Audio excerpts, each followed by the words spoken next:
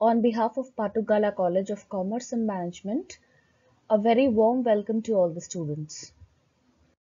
This video lecture is for the TYBMS batch. The subject is Corporate Communications and Public Relations. This is covered in the semester 3 subjects. In this session, we are going to cover the topic of scope of corporate communications. So corporate communications, as we all know, it's a kind of management function which involves communication and messaging with the people inside the organization, with the external stakeholders, all kinds of communications which is going on building the reputation, the corporate image, and trying to maintain it. So it is basically when we use all these kinds of tools available for corporate communications, and we are then broadly categorizing all the functional areas to which it applies, we get all these different points which we can call as the scope of the corporate communications personnel. It might involve organizational development, as you can see. It will involve coordination, creating coordinative functions amongst the departments within the organization, how you are building your reputation, how you are maintaining it, what kind of communication is happening within the employees and with the external stakeholders, and of course, what kind of management style you are putting across during the crisis times, what kind of communications you are going or putting across while there are difficult times in the organization. We'll look at each point in detail. When we are talking about using corporate communications for organizational development, we are basically talking about the internal corporate communications, right? When we are speaking, when we are trying to send out messages to the employees within the organization. And this might be through employee handbooks, through memorandas, through employee reviews. So we are first trying to make them aware. We are trying to formulate the organizational communication policy, what kind of communication flow will be there within the organization structure. Thereafter, we are also trying to give them out the knowledge and the information about the company so that they can also help in facilitating the brand management, how you are putting across, how you are representing the company when you are going out, when you are dealing with the customers. Linking the communication strategy now to the corporate strategy and corporate objectives. This is again, which is true for each kind of management function. You have to always see that there is a holistic benefit to your function, that is, you are somehow indirectly or directly you are contributing to the corporate objectives. Also, to build the strong corporate culture, communication is extremely necessary. If you do not communicate with the employees, if you do not if the employees are not having the knowledge what your company is standing for, what kind of work ethics you have, whether you are aware of the different types of people who are working within your organization and what are their working styles, you cannot build a strong corporate culture, a strong organizational or working culture. So build that, to have a healthy competitive environment within the organization, to have bilingual or multilingual practitioners who can promote cross cultural cooperation within different kinds of people, especially when the company is maybe enlarging, it is having more branches in more kind of more places, more number of countries maybe. So all this is basically when you're trying to make your organization more strong internally, and this can happen only through proper and regular corporate communication. Next, which comes under the scope of corporate communication, is how you are coordinating the functions of the various departments. So this is again a kind of internal communications, and you have to develop a strategic model for it. What is the line of communication going to be like? What is the level of a free flow of communication which will happen between and across the departments? And this will not only ensure the kind of, this will help to build the rapport within the departments, but it will also try and facilitate Participatory communication, especially this is important when you are taking important decisions where all people's suggestions and participation is involved. If you do not have that transparency, if you do not have that kind of communication channel, your decisions when at those times cannot be taken up, right? This also imbibes a sense of corporate citizenship. You are aware of what is your rights and duties within the organization, for what are you standing here, and what are your responsibilities, what is expected out of you. And only when you are aware of these expectations, of these duties, only then you will be able to take care of the public relations. If you are suppose in a customer facing job in your organization, you know what your organization stands for, right? And if you require help, you have the access to immediately contact another department, maybe wherein you do not have the knowledge, and you can get an update there, right? So corporate communications helps in such kind of coordinations wherein two or more departments are involved and their coordination is required. Next, which comes under the scope, is reputation building. Corporate communications is majorly focused on this. It wants to build on the corporate image, the brand image which the company has in the market, and it is the major responsibility of corporate communications and public relations department that they should see that there is a development in it, right? So taking care of advertising is one tool which it uses for reputation building.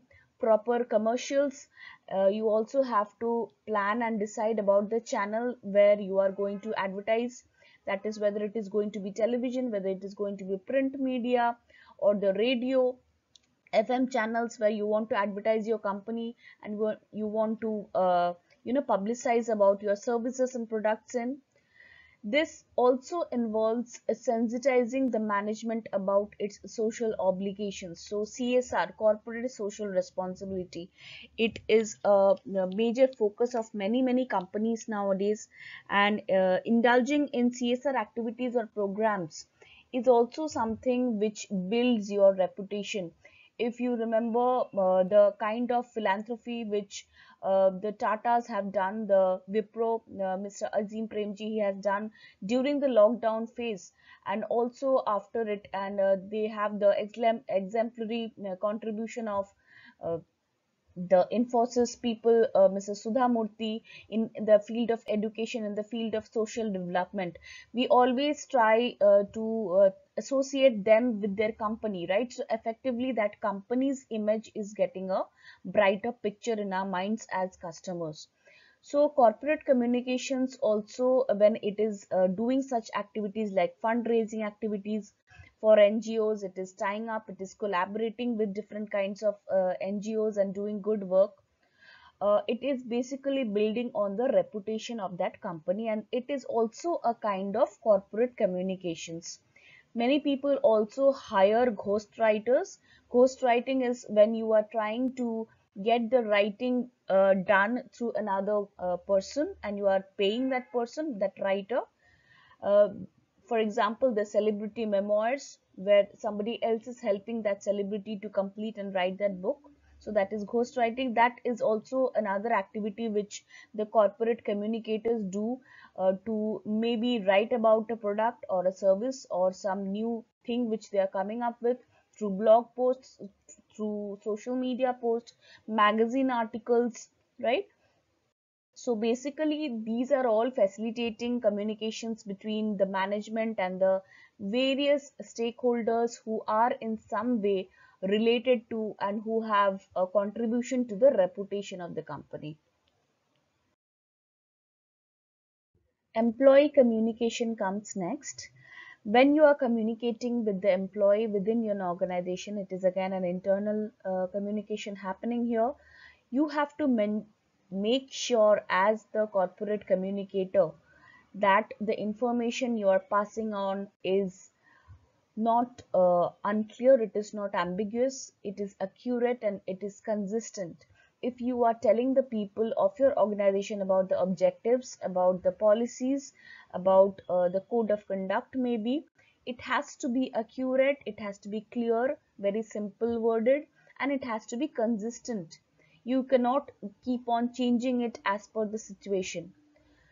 It is generally regarded as formal communication when you are communicating through handbooks and reviews and memoranda, and it is an informal communication when you are doing it through impromptu conversations, through personal communications, through chats. This is regarded informal. So all these are, in whatever form, these are also a kind of corporate communication. No organization will make a progress in isolation, right? We have to be a part of the society, of the environment we are living in. So communicating with all kinds of stakeholders is also a very important scope of corporate communications. This involves having good media relations, the people who are sending across the messages about our company, and this also involves the advertising through print, that is through brochures, through different kinds of corporate literature. It can be your annual magazine, it can be your printing of financial statements, it can be your meeting minutes which you are sending across to the shareholders, maybe also managing nationwide PR campaigns. We generally have brand campaigns. We appoint brand ambassadors for the companies. We all have an idea about that. We are very much, we know what is happening around in social media, where these kind of advertisements are a part of campaigns that are going on, right? And these are also a kind of corporate communications. What is this helping us do? This is basically helping us to win customers, to motivate investors to invest in our company, to give more funds to us. It is also creating prospective customers, and this can also be done through maintaining ties or collaborations with higher education institutes, through alumni, through students, through proper faculty management. When these are being done, you all also have in your college a very strong alumni association. So basically, when you are being approached after you pass out of the college, you are becoming an alumni, and we are when the management is approaching you, you are now an kind of a stakeholder with whom this corporate communications is happening, right? On behalf of that organization, some communication is going out to you because you are the alumni then.